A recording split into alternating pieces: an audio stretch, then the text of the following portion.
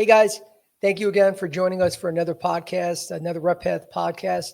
Today's topic is a great topic because it can relate to anywhere in sales. You don't have to be in medical sales to take something from this conversation. Obviously, that's our focus, but there's still many other areas, many other sales positions that could relate because we're going to talk about physicians today. But again, customers are customers. So there's going to be a lot of takeaways. So, hopefully you guys have a lot of questions. As always, guys, please make sure you're submitting them. You could submit them from this moment on, put them right into the chat, and our podcast producer, James, will handle them, and we'll address them about halfway through the show. Also, if you want to get a recording of this podcast, please make sure you subscribe to my YouTube channel, Unfiltered Medical Sales Coaching, which you could see right there on the screen. Subscribe. You'll be able to get this podcast and any other recorded podcasts along with much more content on there. We are live today on LinkedIn, Instagram, Facebook, and YouTube. And we're also on every podcast platform. So for any of you that haven't joined us, we're doing these every Monday and Wednesday at 3 p.m. Eastern. So if you can't join today or, anytime, please make sure you're joining us on those times so you can be a part of the conversation. Okay. So also, the Repath Academy is live, guys. Thank you, James. Thank you very much. Can't forget. Yeah, a lot to remember at the beginning of the call. So thank you, James. We are live. The Repath Academy grows every week, guys. So for any of you that are struggling and you want to break into medical sales, this is the answer. Reach out to me. We'll have a conversation to give you more explanations of exactly what the RepPath Academy is, but you can go right on our website, repath.com. So you'll be able to not only get a better understanding of what the Academy teaches you, but we have some great testimonials, guys. A lot of people in your position, they didn't graduate from college yet. Some are teachers, some are nurses, some had no sales background. So don't think you're alone and that you can't break into this industry. We've helped thousands of individuals around the country get placed without sales experience, some that didn't even graduate from college. Doesn't matter about your background, guys. We're here to work with you until you break in. So please reach out, go on repath.com, and you could DM me to set up an intro call so we can teach you more about the Academy. So thank you again, James, for that reminder.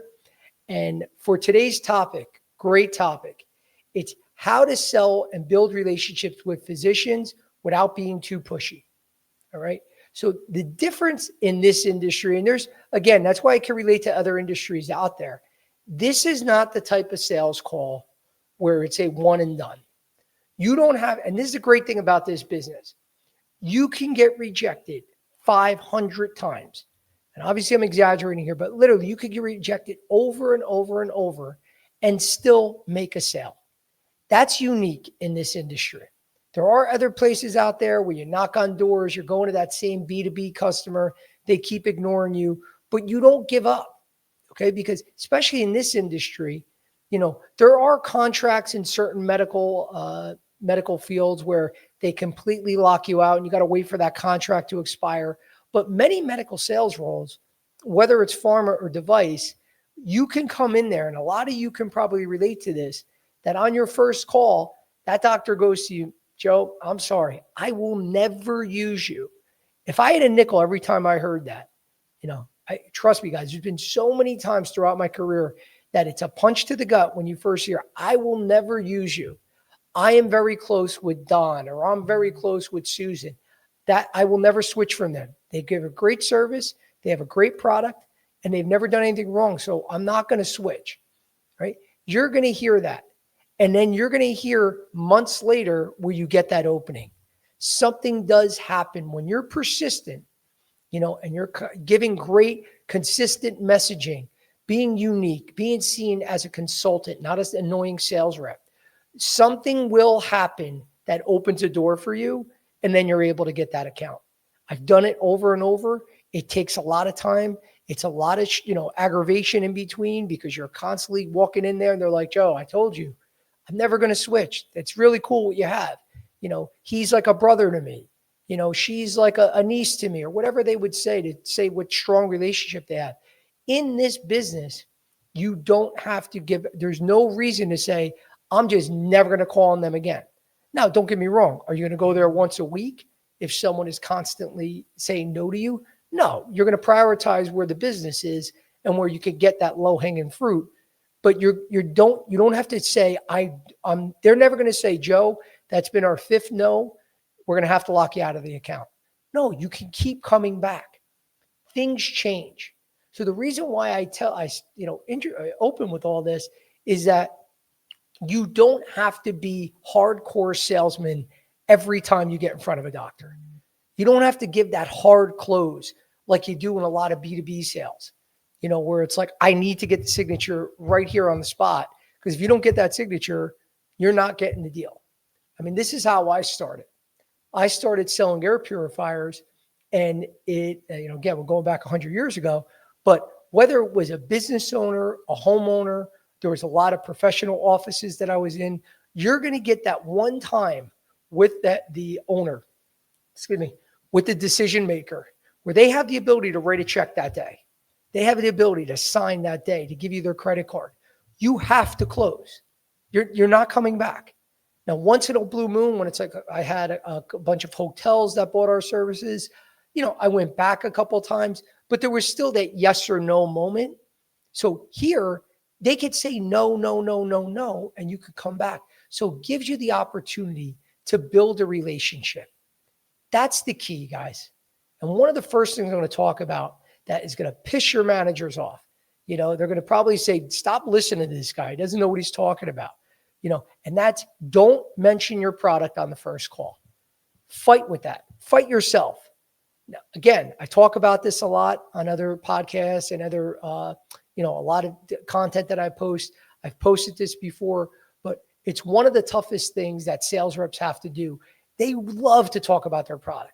They love to talk about the name. They love to talk about the features and benefits. When you get time with that doctor, especially someone that you've been trying to get in front of for weeks or months at a time, and finally he says, come in the back, I got a couple minutes. Now you're like, oh shit, I got to spit out all the information about my product. But if you fight it and just say, again, if the doctor says, what are you selling? You could touch on it and be like, we'll get right into that in a minute, but I'm here because I want to learn more about what's important to you and your practice and your patients. If you redirect it that way and then start asking a lot of questions and make it your goal to learn as much as you can to get a better understanding about that doctor, okay? Think of the doctor's mentality. The doctor doesn't come in and meet with a patient and go, I'm going to tell you everything we do. I'm going to tell you all the services I provide. If he's a pain doctor, I do spinal cord stims, I do laminectomies, I do all these spinal procedures. You're going to love what I do. Let me tell you everything more about my team, and about the other doctors that work with us, the hospital, all the care you're going to get.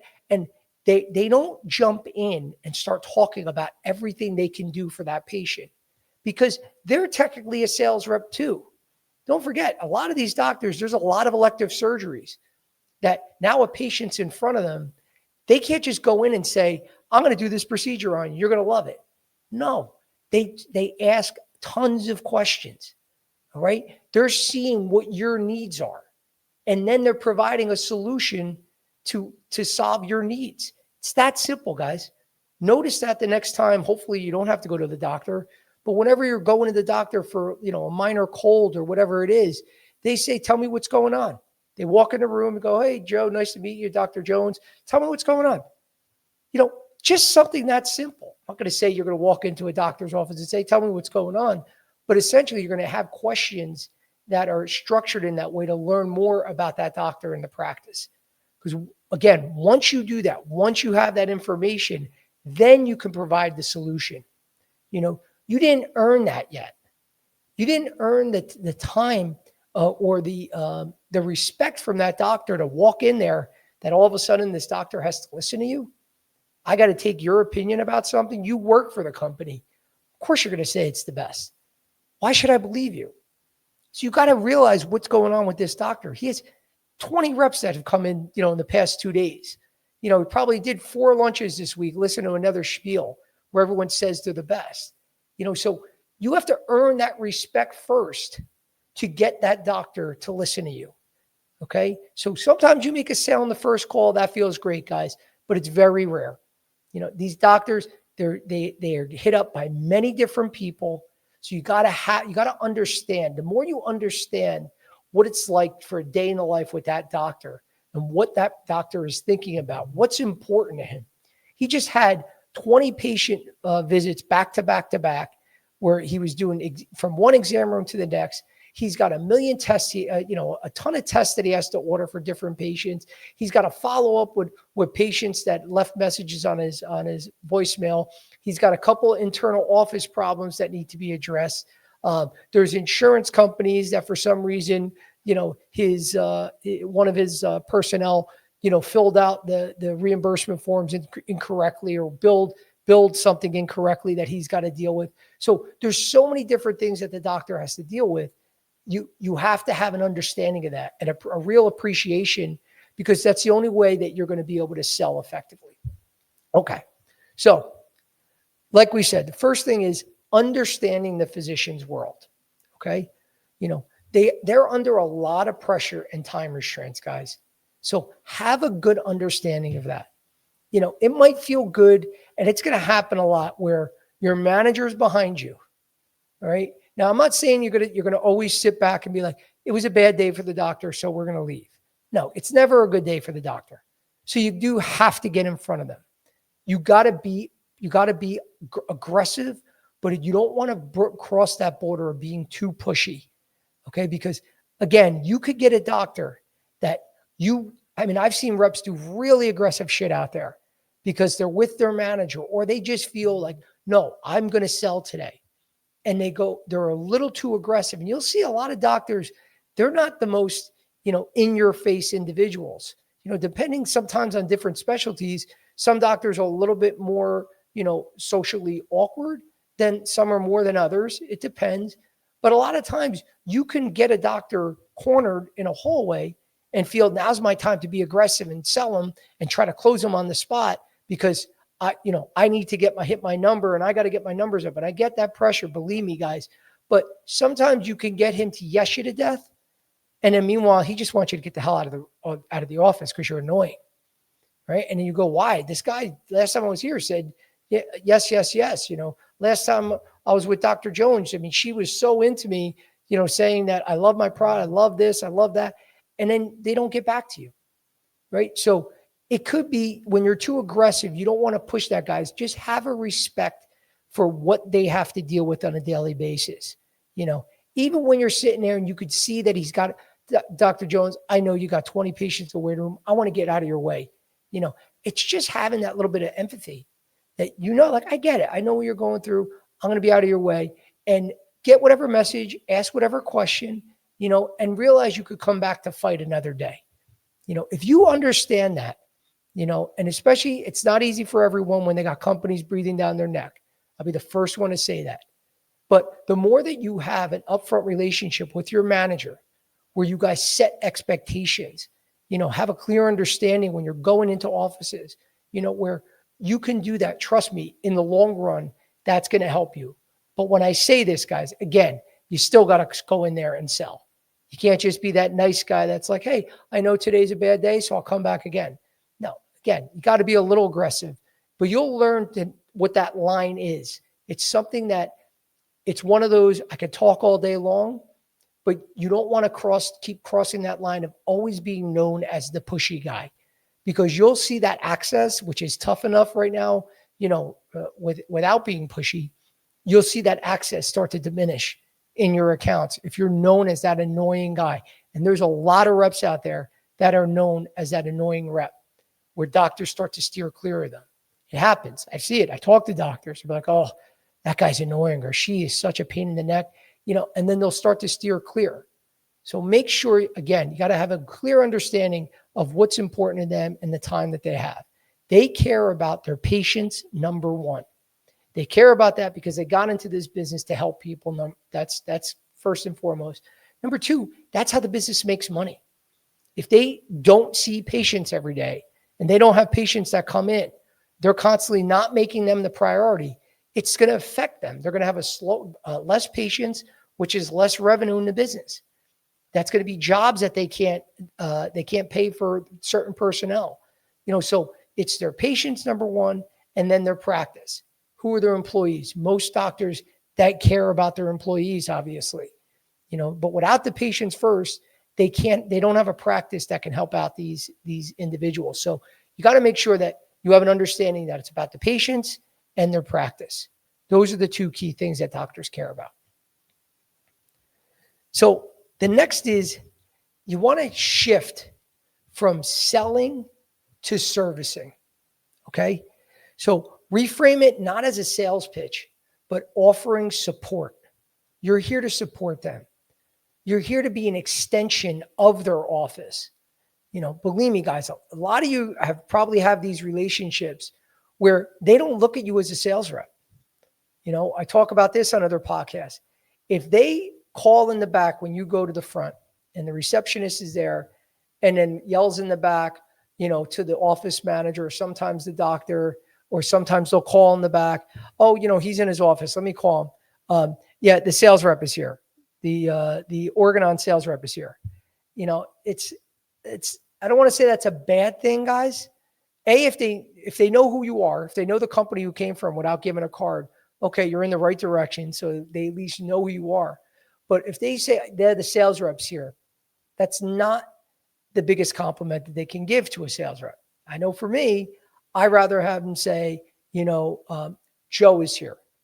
If they say Joe Licata is here to see you, obviously I'm more than just the sales rep. The doctor knows my name, knows who I am.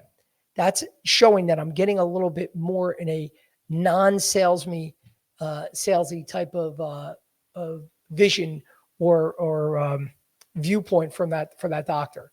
So the more that you focus on servicing the account, again, this comes back to finding out what their pain points are. What are the drivers that doctor is looking to accomplish? And then using yourself as a solution, providing a solution for the practice, then that's key. Then you go from being a salesman to customer support. That's a good place to be, all right? Because they're not going to look at it like you're selling them something every day. You're here to help them. So if you can work on that, and the only way that happens, guys, is time to deliver effective messaging, to know what they're looking for, and then focus your messaging towards that. That is not spitting out features and benefits. It's being able to provide the features and benefits of your product, which you have to do. But at the end of the day, what does that mean to the doctor?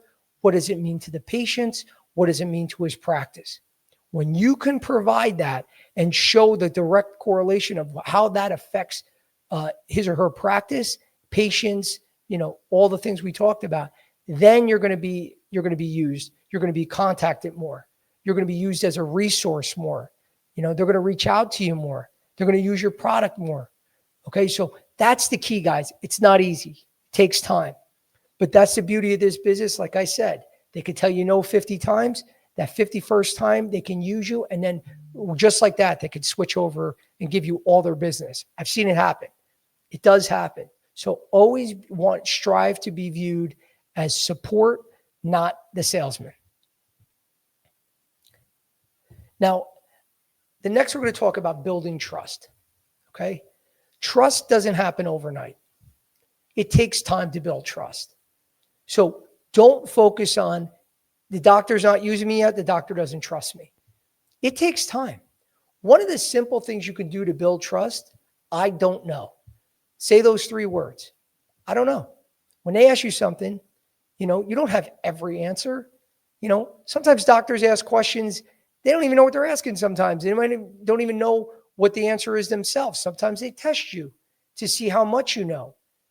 I've had doctors that see if I was trying to bullshit them, excuse me, and they'll ask me a question that's almost like a trick question just to see if I really have an understanding of what I'm talking about. Excuse me.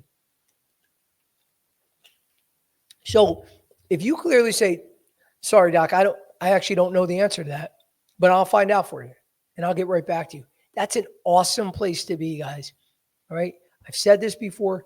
Like when you don't know something, don't look at it as I used to leave those calls and go, damn it, man, I screwed up. I should have known that. They taught me that in training. How did I remember? Oh man, I blew it. No, you didn't. That's an opportunity because now you have a follow-up. This is something that doctor asked that you were going to get him the answer to. So all the more you should be excited to go back in there the next day or whenever you get that information. So now you have another reason to see that person. That's a great place to be. So now you got 2 meetings out of technically not knowing something was a good thing. If you knew it, you may not get a second meeting. Doctors say, oh, well, I have all the information I need. Now you can plan for that next meeting, not only giving them that information, but now providing more information that you can bring to the table because you learn that the doctor cares about X, Y, and Z. So now you know where to focus the conversation the next time. So it's a great opportunity, but it gets back to trust takes time. It's a gradual build. Don't think it's going to happen overnight. Work on the relationships, guys. Don't be mad. Assume that every doctor, and I know managers will get mad at this too, but assume you're not going to get that sale on the first call. I'm not saying go in there negative, but understand there's a process. If there's one small piece of information that can move you in the right direction, even getting a small commitment where you say, doctor, I know you're busy. I just want to show you, in the recent, Anderson study, how our product showed benefits over X, Y, and Z, and get right to the graph you want to show them, and get right to the points you want to talk about. And that could be a win that day, that you're able to at least present the information on a clinical study. So it doesn't have to be all or nothing, guys. Again, by doing that, you may not have gotten a commitment that day, but you're building trust. You continue to build trust. The fact that you're coming in there week after week, month after month, these doctors, again, if you're a good person that has a good personality, which most sales reps do, the doctors are going to start to like you. I mean, they're human beings, guys. So little by little, you keep doing the right thing, you're eventually going to, build that relationship and start getting more and more business from these physicians just because they like you. You obviously, we're assuming that you have a good product what your company's selling. If all the other things align, the best place you can be in this situation where some people say, I hate selling Me Too products. I want to sell something that's unique. A Me Too product for a rep that's a good rep is a gold mine. Yeah, give me the exact same product that the other companies are selling. I have enough confidence in my own ability because I am going to be persistent. I'm going to keep working on that relationship, keep learning their key drivers and bringing value that I know eventually they're going to switch to me, because they're going to switch because of me. So it's not a bad place to be if you have a Me Too product, because that gradual relationship that you're building is going to help you get, to stand out from everyone else. So again, the takeaway is it takes time. Don't look at that as a negative. It's great to be able to continuously, grow and build that relationship because it's going to come to fruition and the results are going to be there, guys. Just keep your head down and keep working at it. Don't give up. Don't get frustrated. It's easier said than done. I've punched walls coming home, punched the seats of my car, freaked out because I didn't get deals done or I thought I was going to close someone. It didn't happen. But just when you're ready to give up and say, this sucks, I don't want to do this anymore, I'm ready to pull my hair out, good things start happening. And there's no better feeling in the world for any of you in sales.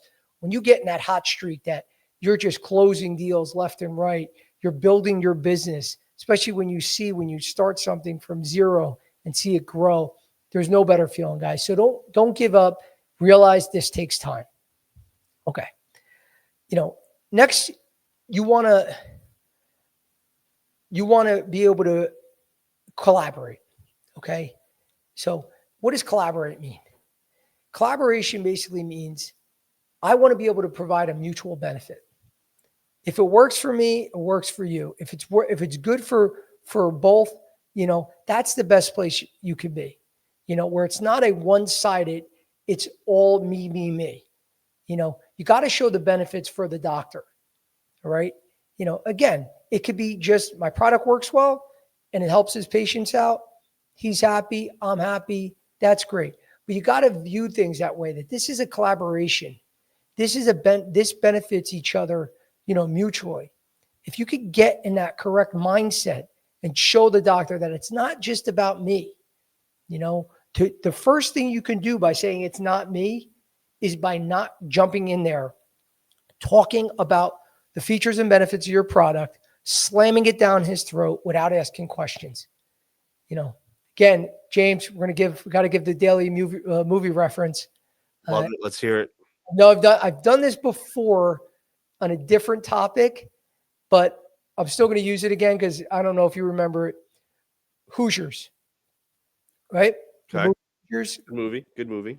Great. One of the best sports movies of all time, but I'm a little... Lots of sports movie references from you, Joe. It's much better than Devil Wears Prada. Again, it's debatable, but this one definitely is. So in the movie Hoosiers, for younger people out there, this came out in the mid-'80s. Gene Hackman was the coach that got this small little Indiana basketball team to win a state championship. One of the things he teaches is when he first gets there, they can't shoot the ball until they pass 4 times. When they come down the court, they have to have at least 4 passes before one of them can shoot. It pisses off the players. But the way I want you to think is you can't talk about your product until you ask 4 questions. Done. Non-negotiable. Get in there, and you don't literally have to ask 4 questions before you get out there. But just think, guys, it's ask questions first. Learn about your customer first before you go in there with the solution. Because if you don't know anything, you're providing a solution. Again, the doctor can turn around and say, I don't even treat those patients.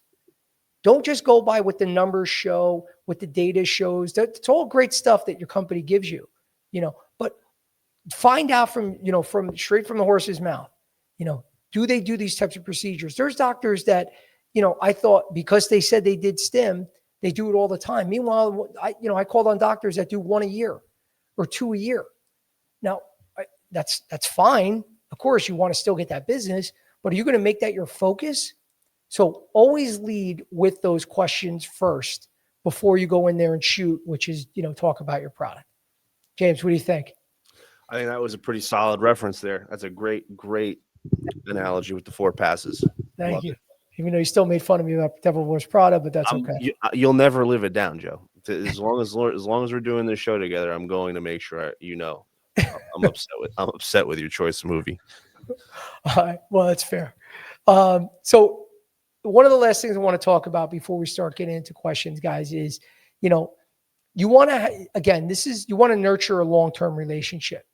So this kind of combines a little everything we're talking about, where it takes time, you want to build trust, you want to do all these things, you want to collaborate, but just like, a family member does, you celebrate birthdays together, you celebrate anniversaries, different milestones.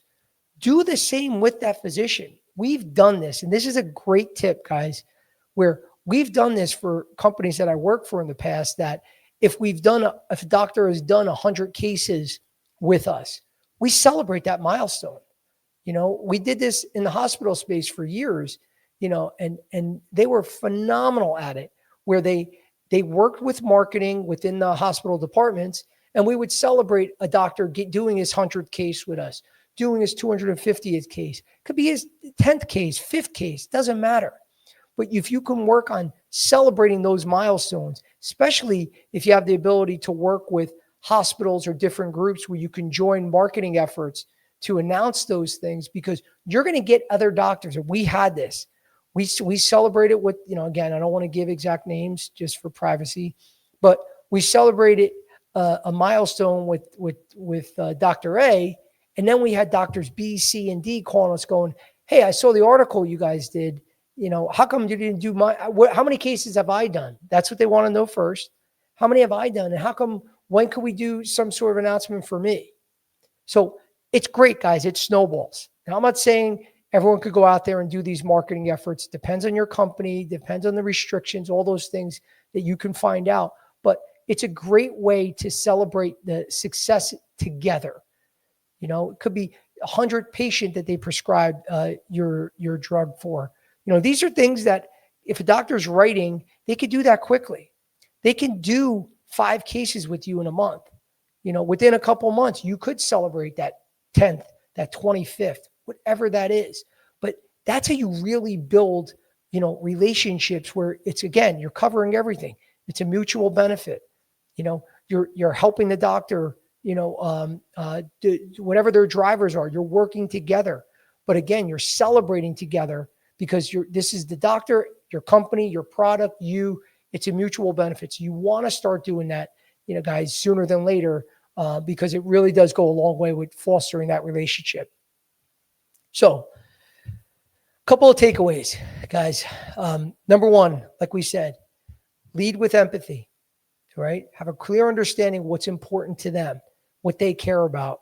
That's going to help. You get in that mindset, it's going to help you sell better. It's going to help you consult, go from being a salesman to a consultant, to providing a service and supporting what is important to them. But you got to have that empathy first. It's got to be about your customer and not about you. That's an easy one in all of sales, guys. But you really got to have that.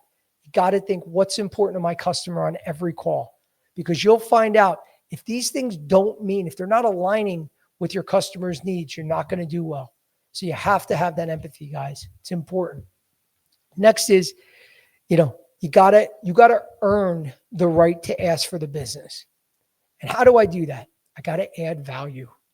If I'm not adding any value and I'm coming in there saying, hey, doctor, I know you don't know me, but I'm really in a jam.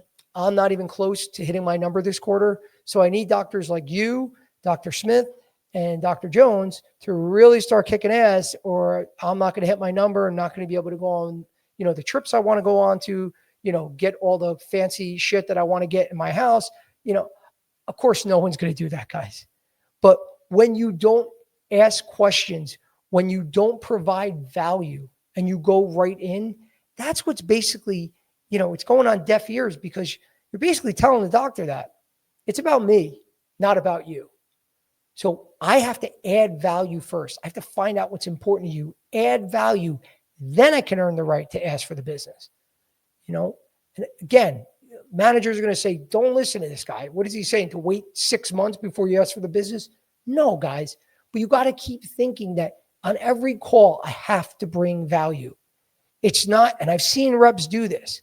They go on call, provide some value, then they spend the next 5 calls coming into that doctor's office going, did you find anyone yet to prescribe my drug? Do you have any AFib cases coming up? Still anything on the books yet? No, nothing? Damn, I'll come back in next week. I've seen people do this. It's horrible, guys. Of course you want to ask, do you have a case coming up? But again, always try to provide some value, something that doctor cares about. You're going to see those little dropping, little seeds here and there. It's going to go a long way, in the long term. So make sure you're always bringing value. And lastly, you got to build credibility through that consistent, credible interaction, guys. It's got to be consistent.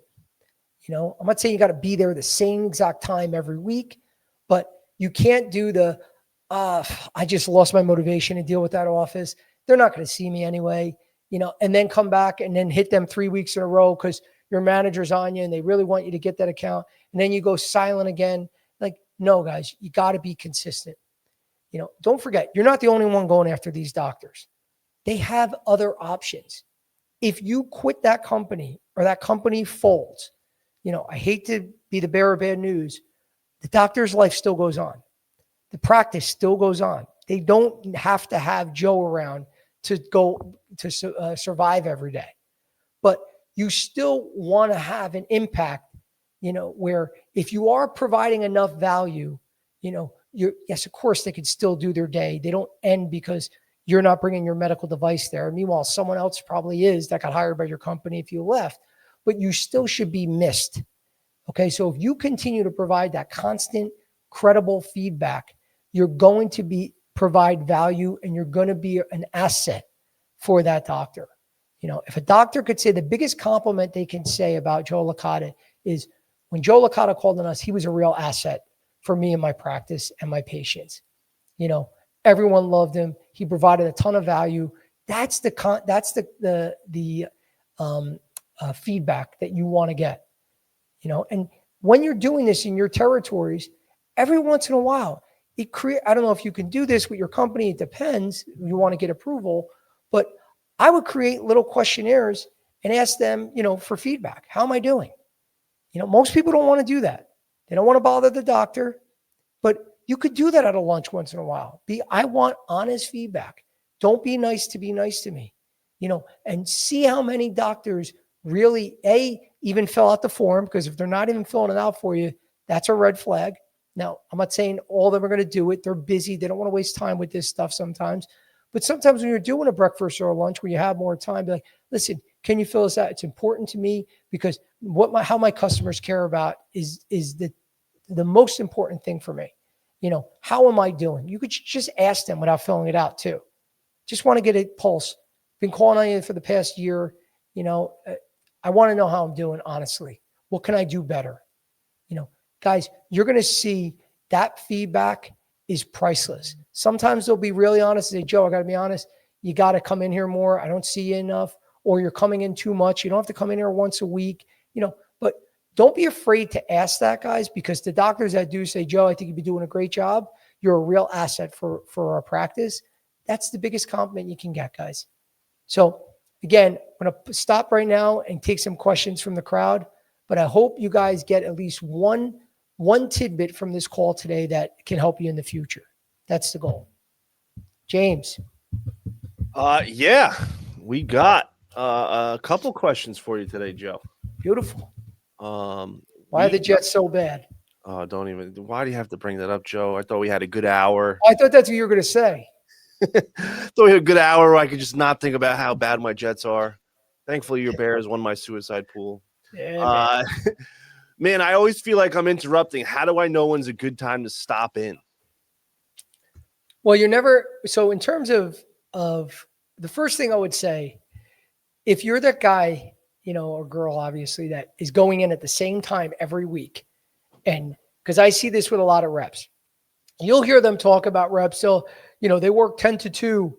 Not everyone does that, guys, but there are a lot of reps that do that. You only see them in the offices from those peak hours during the day. Now, realize if you do this, the patients, those are also the peak hours too. Everything is peaked from that 10 to 2, 10 to 4, whatever that time is in between, where they're cramming a lot at that time. And if you're always showing up at 10 a.m.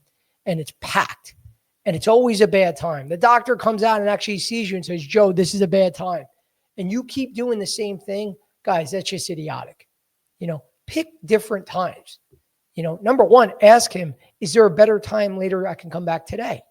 I'll come back at 5:00. Whatever they said, I'm there. But you got to have that mentality. They might say, Joe, I finish at 5, come back at 5:15. Now a lot of reps are going to be, oh man, screw that. I don't want to come back at 5:15 and then get home, stuck in traffic, get home 7, 8 o'clock at night. That sucks. Guys, those are the calls that you do first and foremost. That is your most important priority. Because for me, it always been my experiences when you do those difficult calls later, just as a side note, or really early, the ones you don't want to do are always the most rewarding. Remember that. The biggest pain in the ass call that you got to drive farther to get to, or stay late to get to, or come early, they are always the most rewarding. It just always seems to work that way. It might not be that day, but in time, it pays off. But bottom line, change up your times, guys. Try be more creative. Find out from the doctor. If it's always that bad time you're coming in, ask them if it's another time. If they tell you there are no good times, then it's the job. So you gotta figure it out or get your messaging across. If it's always going to be crazy, figure out a better way to get the messaging across, a faster way.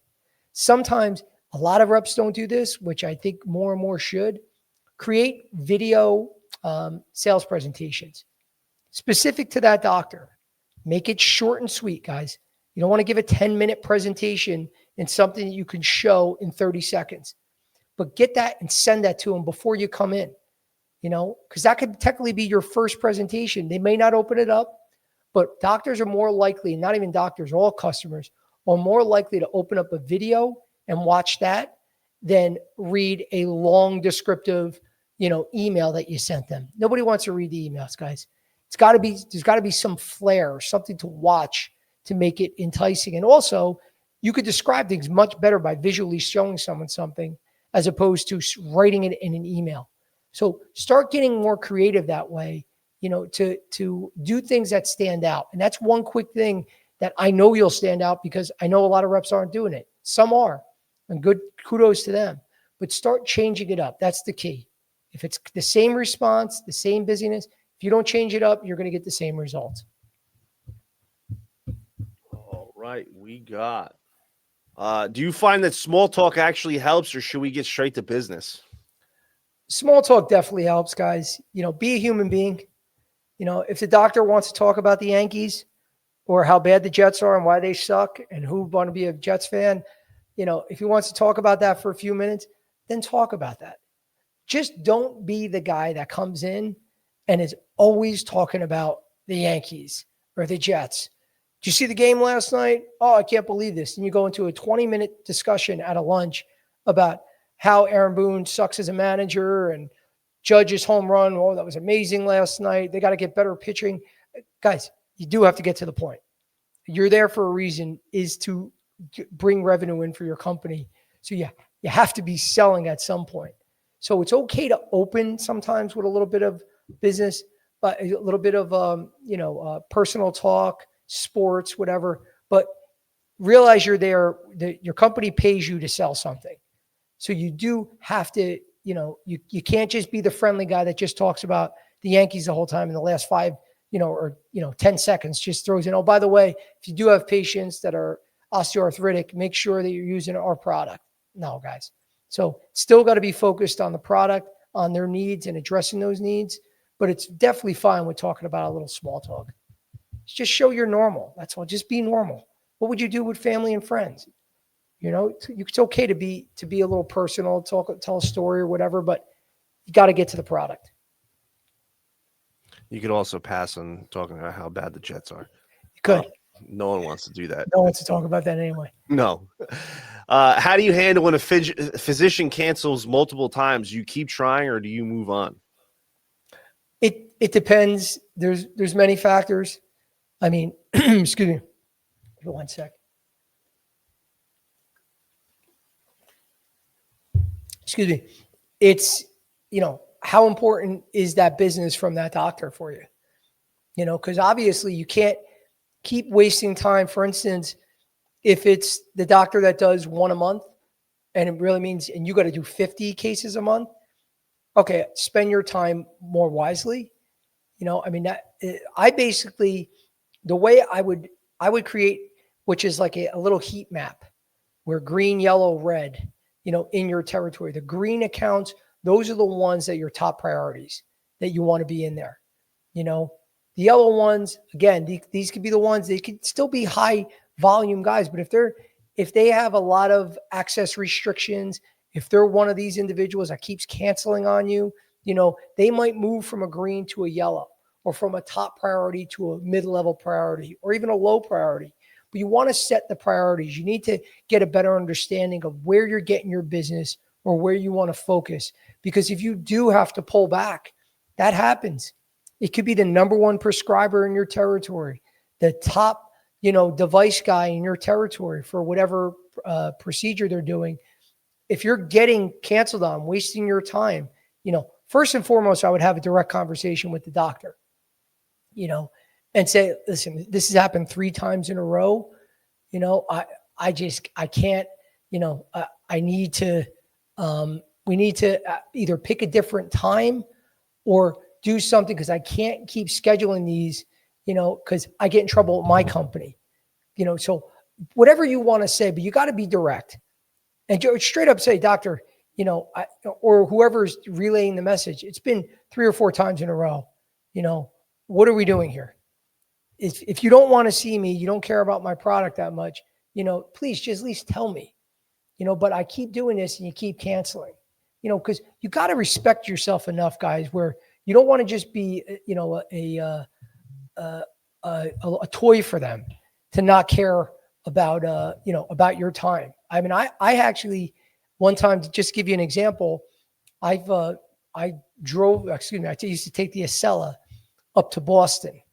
And we had one of our robots, our magnetic ablation robots, to do cardiac ablations with doctors.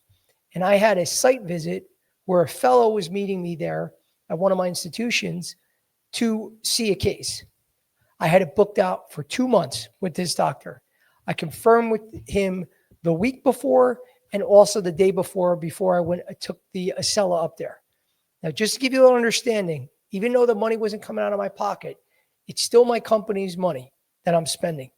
It was $185 for each way to take the Acela. I spent another $45 in parking. You know, the lunches, dinners that I already spent for myself. You know, it's almost $1,000 just for me to go to this. The doctor the night before said, Joe, I hate to do this, but I have to cancel. Now, I wasn't having it. I couldn't. That's just too much prep. You know, my company's going to get pissed at me that I spent this money without any results. This doctor, let's be real, is he going to do this with another physician or someone else that's not a sales rep? So some people might say, you just go, Joe, that happens. Don't say anything, let it go. I wasn't that type of rep. I felt that I always was respectful. I always provide value, but you got to respect me too and respect my time. You know, I'm not some puppet out there that you're just going to ignore me just because you don't feel like going to a case, which was really the reason. He didn't feel like doing it. And I called him and straight up said, I'm sorry, that's not going to happen. You know, I had this booked. We already spent all this money. I already have you down with my company that you're going to see this visit. You know, unless it's some incredibly unavoidable circumstance, I cannot cancel tomorrow. So I really would need you to be there. And he agreed. He gave a little pushback at the beginning, but at the end of the day, I knew he was just using an excuse. But the whole point of the story is you got to have enough respect for your time too, guys. So make sure you get the commitments, because you don't want to keep wasting your time and just think, well, I'm just a rep and the doctor's life is more important. No, your life's important too. What you do is important. So they got to understand that. And the more you feel that and let them know that, not in a confrontational way, you know, most doctors are going to understand and appreciate that you have enough respect for yourself to say something.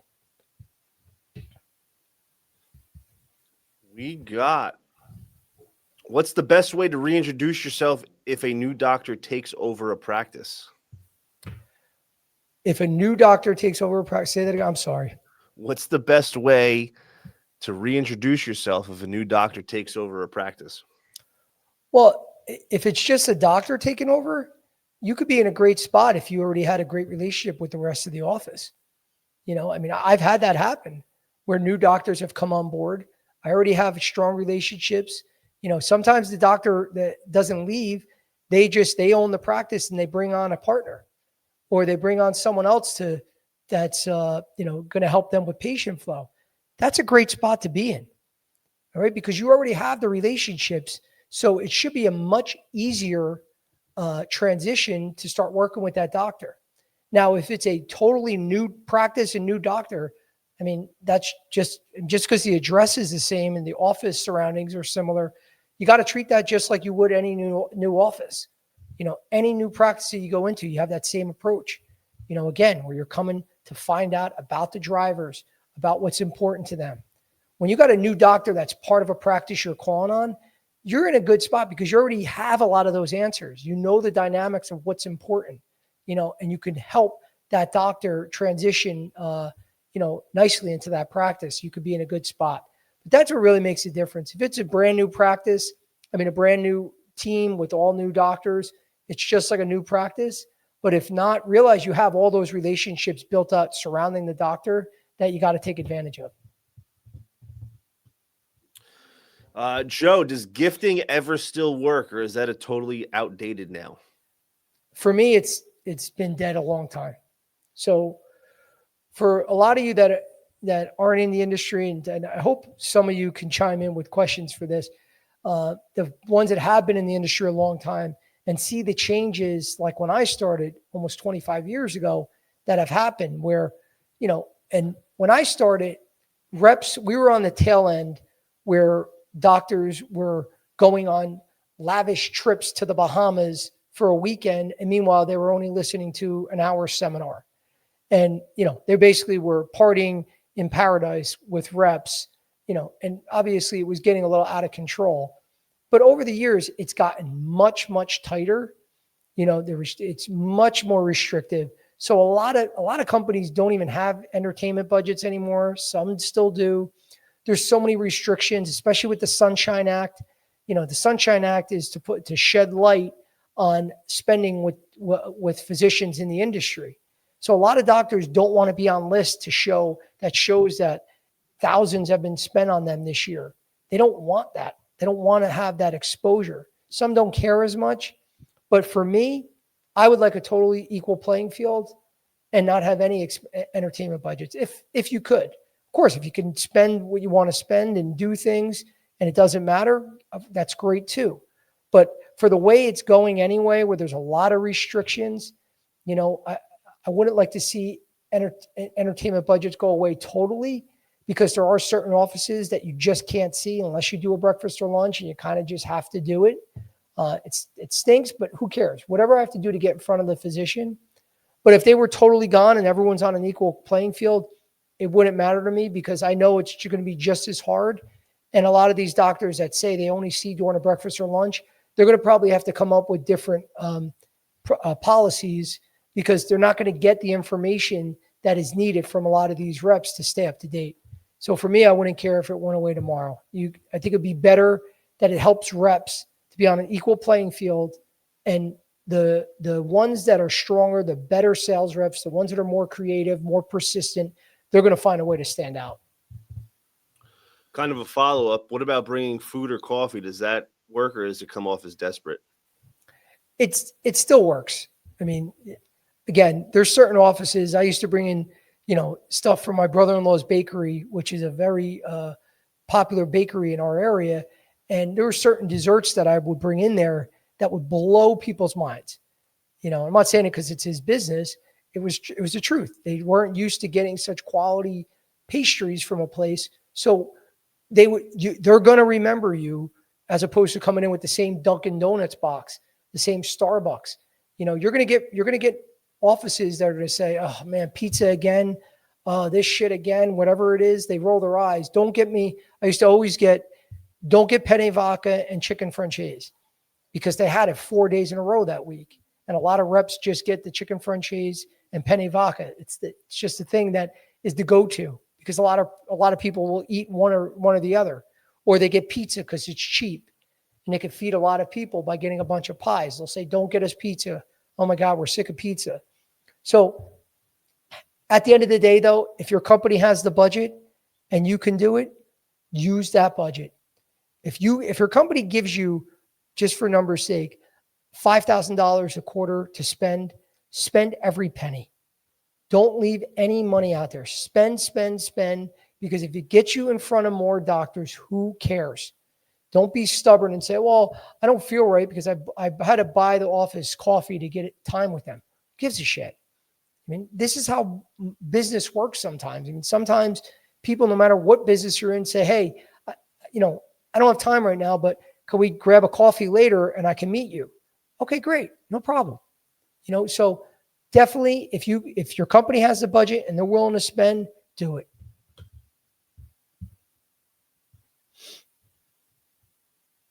We got, what do you do when a doctor you used to have a good relationship suddenly goes cold? Yeah, I mean, you got to find out what happened. I mean, it happens. This is a great question, because it's very real. You could be doing everything right. Okay. It could be going great. The cases that you support, that your product is helping that doctor, with supporting that doctor, they're always a slam dunk. Everything is going well. Your customer service is impeccable. All of a sudden one day you stop getting cases booked with you, or a doctor stops prescribing your product, and there's a million different things that can happen. Just to give you a couple examples. It could be the doctor is now a speaker for another company, and all they're using is that product. That's real. That happens. Some people aren't going to want to admit that, but that does happen. I mean, it's, it could be two equal products. It's not like the doctor is going to, majority of doctors aren't going to sacrifice efficacy of a product because a company is partnering with them or paying them a speaker fee or anything. Nobody's going to do that, guys. They got to be incredibly unethical. So 99.9% of doctors out there are good people, that they're there for their patients first. But sometimes you have two products that are equal. They like you a lot. They've been using you a lot. But now this company also now is having them speak all around the country. So how do you compete with that? Now all of a sudden you just lost, essentially you're not getting any business. You essentially lost the account. That can happen. There could be things that go on behind the scenes. I've had this before where one of my doctors had an encounter with one of the higher senior management people working at my company and was upset about something and just stopped using me. It had nothing to do with me. Whole point being, it could be your fault too. Joe, got to be honest. The staff finds you're too pushy, just like we were talking about. You don't know until you ask. That's the point. You have to get right on top of it. This is running a business 101, guys. You can't sit back, and because you're going to have the first and foremost, you're going to have your manager on your ass and they're going to say, what is up? If you can't answer the questions, that's a red flag. That's not a high performer. A high performer knows what's going on with their customers. If you say, for instance, this could happen too. Bob, I don't know what to tell you. His daughter, Susan, now works for my competitor. And that's all he's doing is using his daughter. Okay.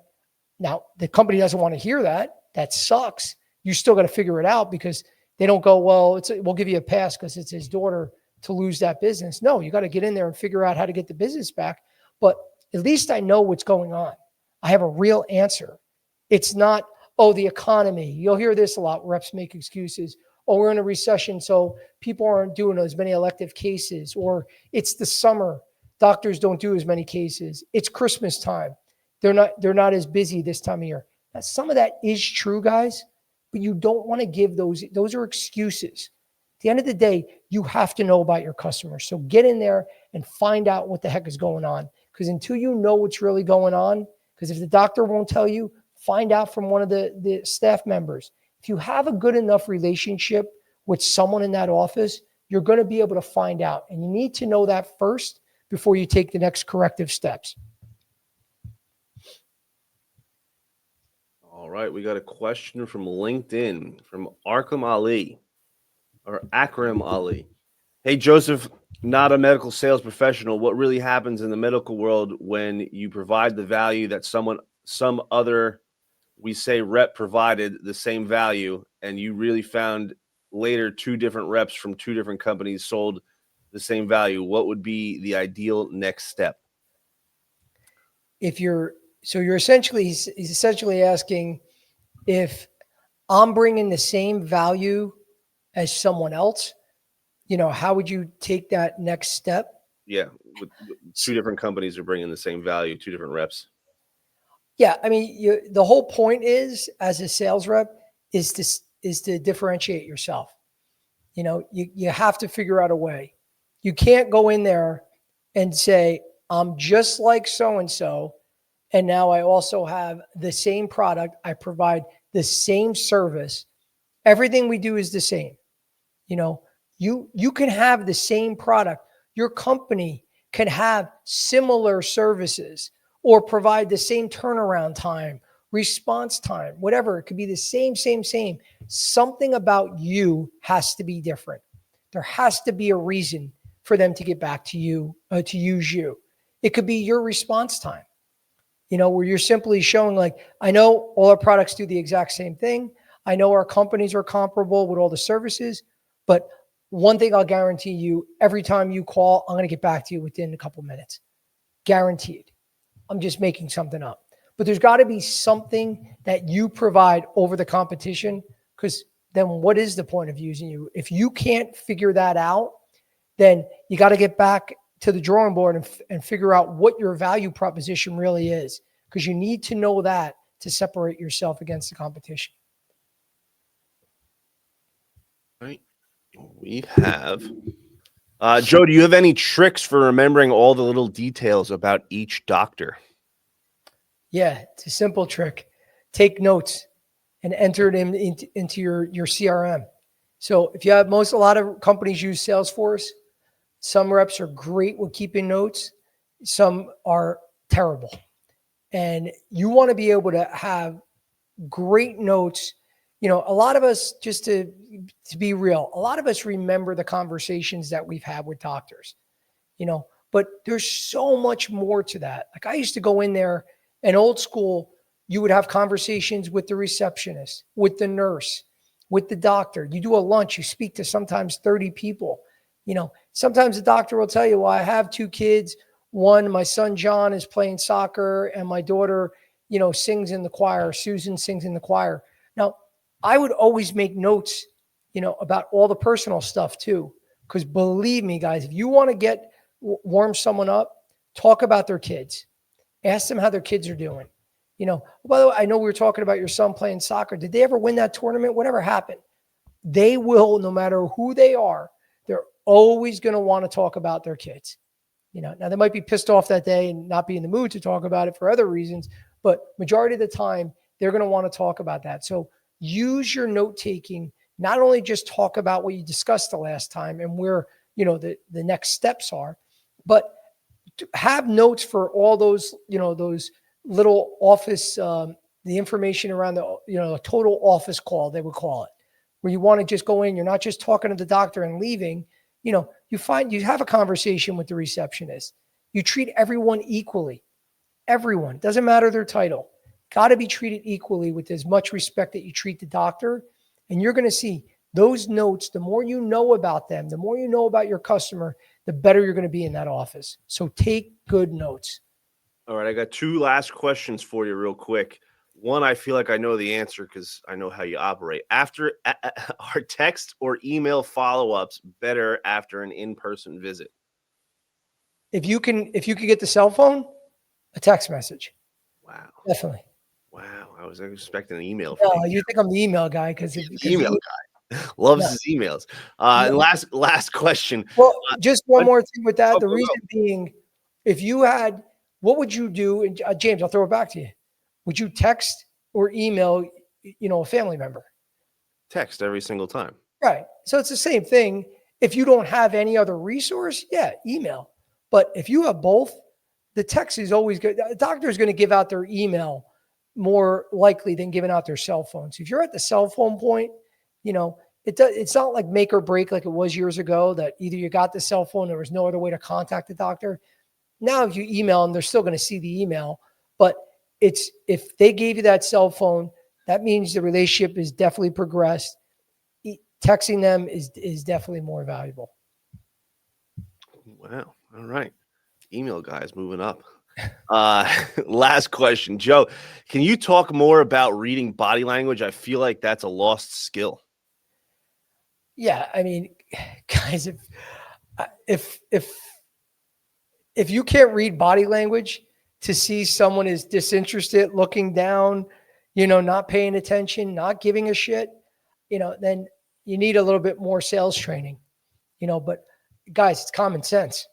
If you see you're losing someone, I mean, that's the great thing about being in person. When I send an email, if I can't get in front of them or send a text, I can assume, oh shit, how come they haven't got back to me? They really must be upset with me. It's been a day or whatever. They may not have seen the text. They may not have read the email yet. They didn't have time to get back to it. But when you're in front of someone and they're not looking, they're not asking questions. That's a key thing. If they're not asking questions back, if they're not paying attention or even looking at you, because I've had doctors do this, if they're not sharing information when you ask open-ended questions, showing they're disinterested. I mean, if it's not a normal flow of a conversation that you would have with another individual outside of work, then guys, you gotta just pay attention to the little subtle cues. And sometimes they're obvious. So that's something that is a little bit more common sense, but the more you get into these conversations, the key things that I would look for people that truly are like, I don't know if they care or not. Are they paying attention? Because if they're not giving you, if they're giving you one word answers and they're not asking questions back about the product, odds are they don't give a shit about what you just told them. If they don't ask questions, if they leave there and say, yeah, I'll use your product, and they don't have one question, they're lying, guys. They didn't really care about the conversation. But if they're having, genuine questions that they want you to answer because they want more information, then that's a good sign. I would start there before the million facial expressions that you should be able to pick up if someone's engaged or not. Start with, did they even ask me a question back? If they didn't, you probably have more work to do. That's all I got for you today, Joe. Awesome. Well, guys, James, thank you again for fielding all those. They were great questions. Thank you all for asking. As we discussed at the beginning of the call, guys, again, you want this recording, go on Unfiltered Medical Sales Coaching, and subscribe. It's free to subscribe. And for all you candidates, the ones that are struggling, you've been looking now, you can't get an interview. You're not getting the responses that you want, or you're getting an interview here and there, but you don't move on to the next round. You don't know who to network with. You feel like you're just stuck. You're not alone on an island out there, guys. Please DM me or go on our website, RepPath.com, and sign up for the RepPath Academy, or sign up to get more information, because we can help you get there, guys. We do this every day. We get new candidates placed every day. You could see the testimonials. These are real people that are in your shoes, guys. Just want to make sure you guys realize you're not alone out there. That's our job, to help you guys get in and break into this industry. Because once you break in, it's sky's the limit. Once you're in and you have experience, it's that much easier to get jobs moving forward. So please reach out for the RepPath Academy. For any individuals out there that are lobby members, we are good, strong partners with the lobby. So anybody that's a lobby member, make sure when you contact me, you give the promo code Licata, Licata, and that'll help you get additional discounts. So thank you again, guys. Our next show is Wednesday at 3 p.m. Hopefully you all can join us. And thank you again for being a part of the RepPath podcast. Thank you, guys. Have a great day.